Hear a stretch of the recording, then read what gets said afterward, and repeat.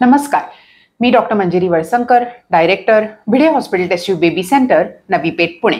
आज आपण माझ्या एका पेशंटचा प्रश्न घेऊया जो बऱ्याच पेशंटना पडतो आणि त्याबद्दल थोडं माहिती करून घेण्याची गरज आहे। डॉक्टर, मला पाळी अगदी नियमितपणे वेळच्या वेळेला येते, मग मला बाळ व्हायला काही अडचण नसेल ना? हे बऱ्याच स्त्रियांच्या मनात असतं। सगळ्यात महत्त्वाची गोष्ट म्हणजे बाळ होईल किंवा नाही होणार हे पेशंटच्या गर्भधारणेच्या कार्यक्षमतेच्या चाचणीवर अवलंबून आहे।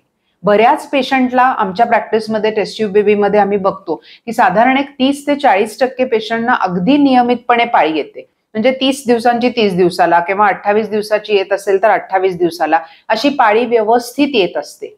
पण जेव्हा आम्ही त्यांच्या गर्भधारणेच्या कार्यक्षमतेच्या चाचण्या करतो किंवा सोनोग्राफी करतो तेव्हा बऱ्याच पेशंटमध्ये लक्षात येतं की स्त्री बीजांचं प्रमाण हे अत्यंत कमी आहे। म्हणजे पेशंटला लो ओव्हेरियन रिझर्व किंवा कार्यक्षमता फारच ढासळलेली आहे, पण पाळी अगदी व्यवस्थिशीर येते।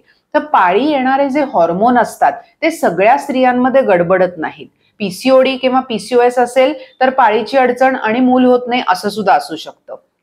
पण सगळ्यात महत्त्वाची गोष्ट ही आहे की जरी तुम्हाला व्यवस्थित पाळी येत असेल तरी त्या गोष्टीचा गर्भधारणेच्या कार्यक्षमतेशी तसा म्हणावा तर काहीच संबंध नाही। म्हणून पेशंटनी बऱ्यापैकी गैरसमजुतीत राहू नये की पाळी चांगली येते म्हणजे बाळ व्हायला अडचण नाही। जर बाळ होत नसेल योग्य प्रयत्न करून आणि जरी पाळी उत्तम येत असेल तरी तुम्ही नक्कीच तुमच्या टेस्ट ट्यूब बेबी तज्ञांना जाऊन भेटा, त्या शंकेचं निरसन करतील। योग्य त्या चाचण्या, AFC सोनोग्राफी आणि गर्भधारणेच्या काही रक्तातल्या तपास केल्यानंतरच सांगता येतं की IVF किंवा टेस्ट ट्यूब बेबी लागणार आहे का।